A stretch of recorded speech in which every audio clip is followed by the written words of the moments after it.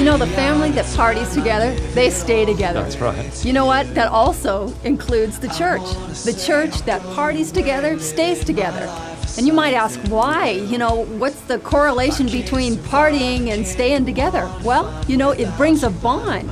It solidifies just what people have to celebrate together, the victories, and share just that emotional high of just partying and saying we celebrate each other. And you know, God uses that strategy. Yeah. I mean, think about this in heaven.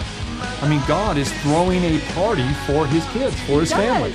And the reason is he has eternity in mind. I mean, he's thinking, I got to make this thing last, and it's got to be good.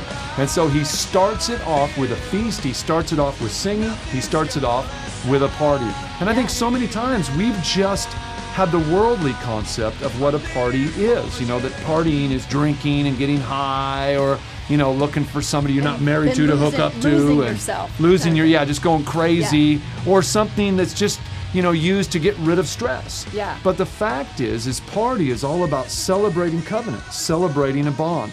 And the Bible uses feasts or parties to do exactly that. Yeah. And I think it's very important for us when it comes to just those defining moments in our life, whether you've had a good year, like our church has had a great year, to be able to celebrate, to be able to say, you know something, this is a defining moment in the history of our church life. So let's have some fun. Good. And we were talking about this on our way to the Rose Garden, that the idea that if I think of great parties that I've seen on TV or I've heard about, and I've been to some great parties that weren't just, you know, drinking parties, but just, you know, amazing parties put together by a company or a corporation where money is no object.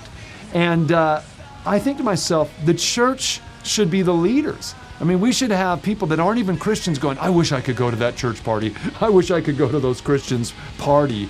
They really know how to celebrate life. But I think it's not that way. I think, unfortunately, you know, whether it's New Year's Eve, you know, in New York, I think of that great party in Times Square, or whatever it is, we need to, as Christians, show the world that we understand what celebration is all about. It's biblical. It does amazing things on the inside of us. Yes. And my prayer, our prayer for our church and for the people of God, our prayer is that you realize and recognize often what God has done for you. Yeah. And allow yourself to celebrate the goodness of God. It does so many healthy things on the inside of us.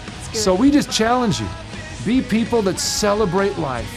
And I'm telling you something, when you do it, you honor yourself. And most importantly, you honor your Heavenly Father.